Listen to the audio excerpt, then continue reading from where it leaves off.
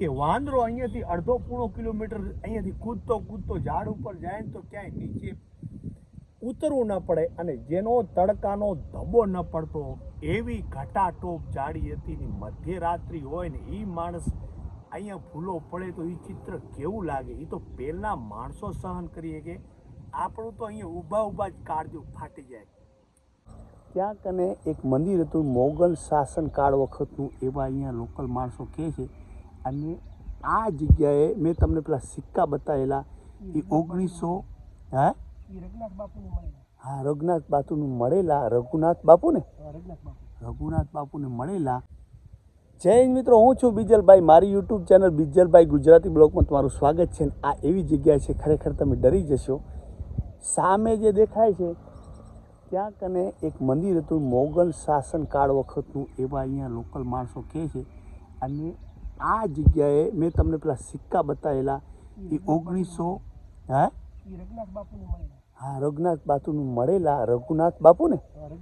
રઘુનાથ બાપુને મળેલા. અને ત્યાં કને શિવજી મંદિર હતું એ સામે જે આ દેખાય છે ત્યાંથી. અને એ કહેવાય છે અહીંયાના સ્થાયી માણસો એમ કહે છે કે એ મંદિર નીકળેલું, એના અવશેષો નીકળેલા, મૂર્તિ નીકળેલી, અને જે તે ટાઈમે એ બધાએ સ્થળાંતર કરેલી જે એનું સારું મંદિર હોય. પણ અહીંયા થોડીક એવી વાત છે કે કદાચ કોઈ અહીંયા લોકલ માણસોને બીક લાગે. અને બીજી પણ એક રસપ્રદ વાત છે, એ તમે આગળ જઈને બતાવો. અને જે મંદિરના અવશેષો નીકળો, જે મકાન બનાવવામાં આવ્યું, અહીંના સ્થાયી માણસો એમ કહે છે કે પછી એમાં બહુ મહાવિઘ્ન આવેલું, અને આજ પણ એ મકાન અધૂરું પડ્યું છે. જોકે અહીંયા થોડી બીક લાગે એવી, અને બપોરનો 1 વાગી ગયો છે એટલે હું જાણે છુપાવી રહ્યો એવું તમને ફેસ થતું હોય છે, પણ ખરેખર આ જગ્યા એવી છે. અને એક વાત બીજી તમે સાંભળી હોય કે એક રબારી વગડામાં ભૂલો પડી ગયેલો, અને જેને એક સાંઢ મળી ભૂતના રૂપમાં, એ પણ તમે સાંભળી છે. એને દોયેલી એ સ્થળ પણ અહીંયા ક્યાંક છે. અને પછી સાંઢને વાચા આવેલી, અને રબારીએ પૂછ્યું, એ પણ એક ડરાવની જગ્યા અહીંયા ક્યાંક છે. તો એ તમને હું વિશેષથી બતાવવાની એ સ્થળ ઝીણવટથી બતાવવાની કોશિશ કરીશ. તો વાલા બન્યા રહેજો છેક સુધી. જય હિન્દ મિત્રો, હું છું બીજલભાઈ. મારી યુટ્યુબ ચેનલ બીજલભાઈ ગુજરાતી બ્લોગમાં તમારું સ્વાગત છે. અને હમણાં જે તમને થોડી વાર પહેલાં મેં સ્થળ બતાવી એની બાજુમાં સ્થળ છે. હું આનું એડ્રેસ નીચે લખી દઈશ. પણ આ સ્થળ છે, હું નાનો હતો 8, 10, 12 વર્ષનો, ત્યારે મારા બાપુએ મને વાત કરવા કે થરાદમાં ક્યાંક એવું બનેલું કે કોઈ ન માને એવું આ સ્થળ છે. ઘણા સમય પહેલાં આ સ્થળનું એડ્રેસ તમને આપી દઈશ નીચે અક્ષરોમાં, કેમ કે મને યાદ નથી. એટલે આ સ્થળ ઉપર એક ઊંટ અને એનું ઊંટડીનું બચ્ચું, અને અડધી રાતે કોઈ કારણોસર અહીંયાથી રબારી નીકળેલો, અને એનું જે ટોડિયું કંઈ અમારી રબારી ભાષામાં એ ધાવતું હતું.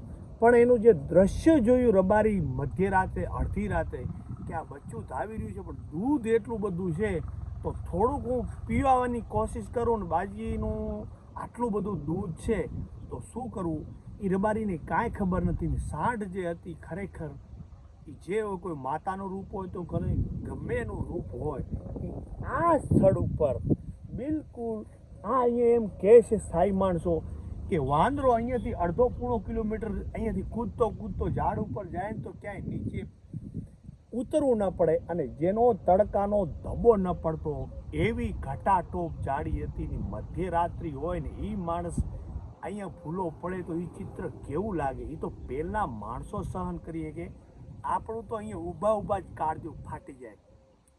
એટલે એ વ્યક્તિ જઈને સાંઢને આમ પ્રયાસ કર્યો. માલધારી હોય એટલે સ્વાભાવિક છે કે એ હાંઢને પપુઆરે બોલાવે ને થોડુંક આમ ઠા જલાવે.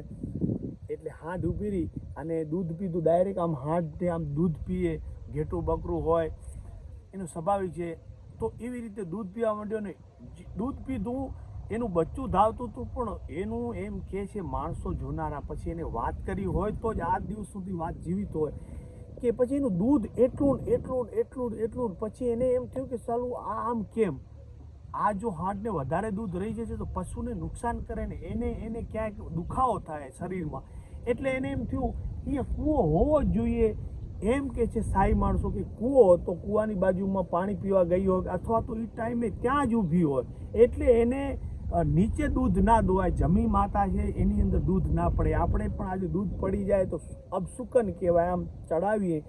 એટલે એને શું કર્યું કે કૂવો હતો એની બાજુમાં લઈ ગયા અને કૂવાનું જે થારું હોય પાણી ભરવાનું એને ડૂચો મારી અને જેથી કરીને કે કોઈ પશુ આવે તો એ પી શકે, એનું દૂધનો બગાડ ના થાય એ વાતને ધ્યાનમાં રાખીને દોવા માંડ્યો. દોતે દોતે દોતે થાકી ગયો અને એને શબ્દો નીકળ્યા રબારીના એની ધૂનમાં કે હાંડને ખબર નહીં હોય કે આવા દૂધ દોનારા તને મળશે. આવો કલ્પના કરતો હતો ને એના શબ્દો ધીરે ધીરે મુખથી નીકળતા હતા. ત્યારે હાંડ બોલી કે તને આવી હાંડ્યો નહીં મળ્યો આટલી દૂધાર, તું દોય છે પણ આ દૂધનો અંત નહીં આવે.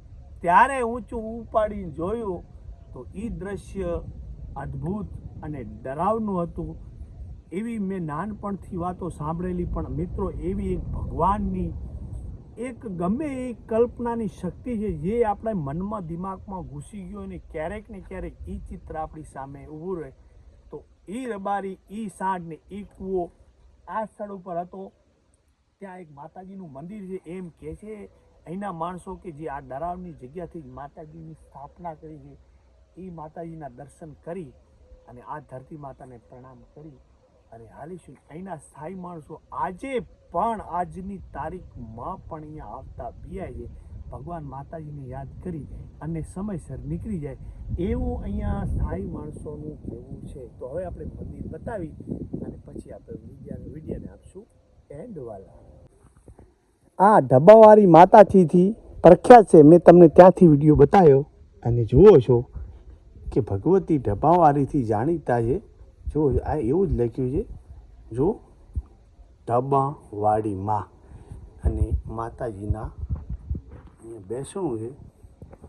મને વાત કરી અહીંયા મારા દોસ્તોએ કે આવું બધું સ્થળ છે અને જુઓ છો અત્યારે પણ ખરા બપોર છે, અમે તો આવી ગયા છીએ. આ ઝાડ જુઓ છો જાણે કેટલા યુગોનું હોય એવું નથી લાગતું. બે જણાની બાથમાં આવે એવું નથી. આ જે મીઠું ઝાડ હોય એવું લાગે છે. અને આ જુઓ એમના અવશેષ છે અને અહીંયાને નાની એવી ડેલી છે અને આ બાજુ પણ નાગદાદાનું ચિત્ર છે. તો જો હા અહીંયા પણ એક મોટું ઝાડ છે. એટલે સારી માણસો અહીંયાના એમ કહે છે કે ભાઈ અહીંયા જેની કે ઓખી જગ્યા હોવાથી અહીંયા માતાજીના બેસણા કરેલ છે એવું બધું લોક માન્યતા છે. જુઓ છો કે ચાંદીનું છત્તર છે પણ ખરેખર અહીંયા